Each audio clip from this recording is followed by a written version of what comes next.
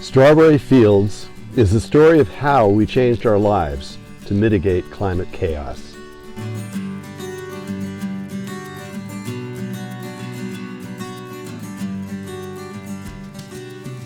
In 2002, I decided that it was time to retire from my working life, my money-earning phase, and came back up here to Strawberry Fields and spent some quality time thinking about what I really wanted to do with my life now. And it was a pretty easy conversation with myself when I identified the two most important things in my life for my family and climate change. And so I wanted to do things that would further both of those ideas,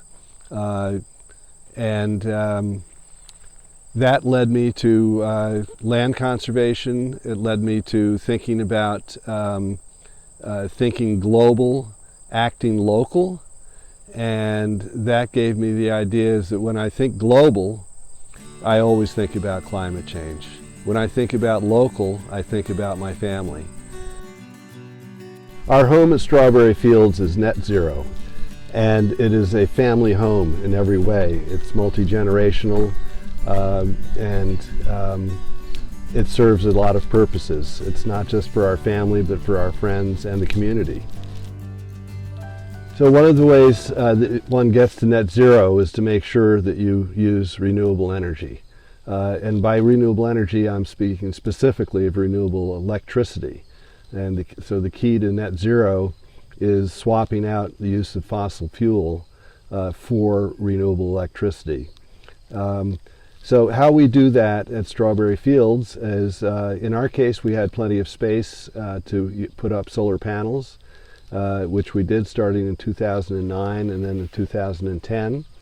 And at that point, we were generating all of the electricity we were using from the sun. What happened next was that I realized that the key to net zero was electrifying everything. And unfortunately, or fortunately, I was so successful with that that we now have outstripped our solar capacity. So we do buy some electricity from a supplier, but we only buy renewable electricity, in our case, wind and solar.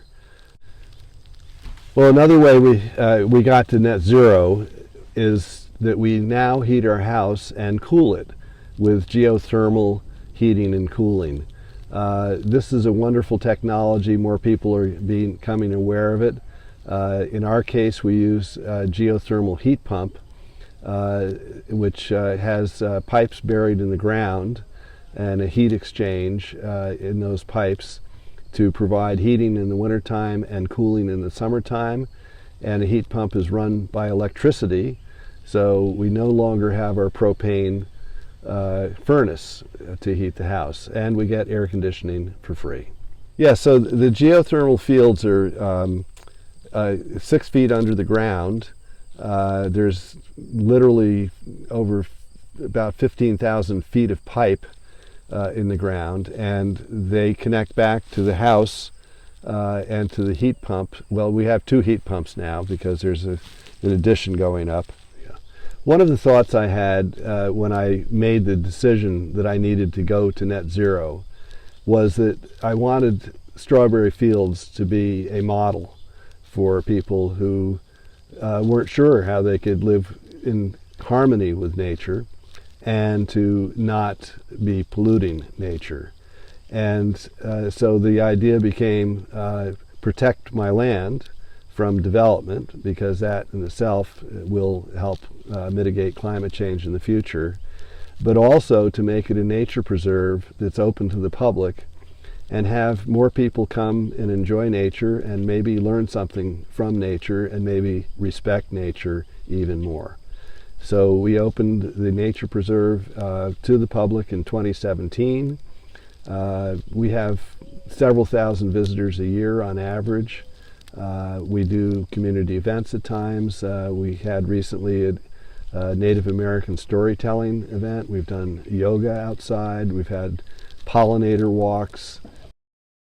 A lot of people have wondered about a sacrifice of privacy by opening my land as a nature preserve.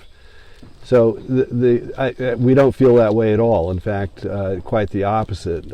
I can see from our house distantly cars in the parking area, the sun glinting off the tops of the cars give me a great deal of pleasure every time I see it, because I know somebody is here enjoying nature.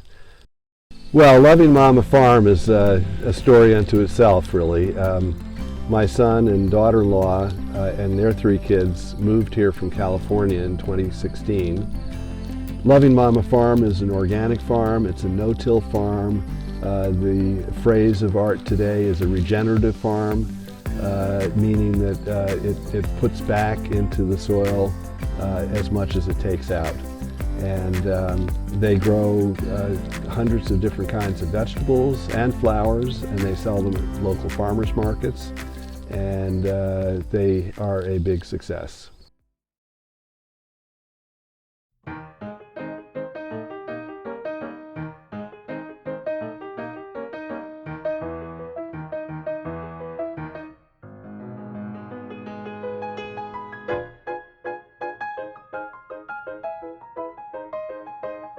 These bags will hold almost 4 gallons when they get really full.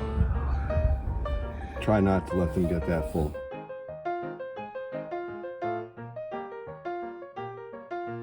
Well, after opening the nature preserve, more opportunities to engage with nature and science have arisen. One of those is that we now have an antenna mounted in a field. It's pretty discreet, and it tracks migratory birds who are tagged with an RFID chip. The most recent sighting was a bird that was tagged in Colombia, and a Blackburnian warbler, and 4 weeks later flew over strawberry fields. One of the things that struck me as I got on this road of net zero and climate change is that nature is one of the most collaborative structures we can find. And what I've now found is that collaboration with other humans is part of this game too. So we have a lot of partners that have helped us here at Strawberry Fields. The Mohawk Hudson Land Conservancy, the bird antenna that I mentioned is a collaboration of land trusts and scientific organizations globally, but mostly right now in North America. The list is long.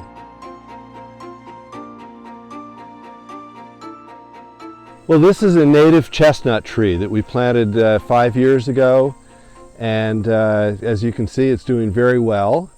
The plan is, well, let's say the problem is that this tree, if it gets to maturity, will die of the blight, almost for sure. It does not have any immunity to the chestnut blight. But there is a tree that's been developed by SUNY ESF with the American Chestnut Foundation that has blight resistance. It is genetically modified. They removed 1 gene from the chestnut genome and substituted a gene from wheat, which prevents blight, which gives wheat blight resistance. It turns out to also give the chestnut tree blight resistance.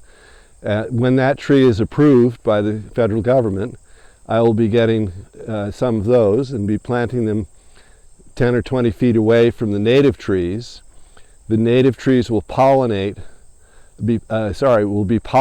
by the modified tree and create nuts that will become trees that will have blight resistance. And if all goes well, 50 years from now, there'll be a lot of chestnut trees at Strawberry Fields.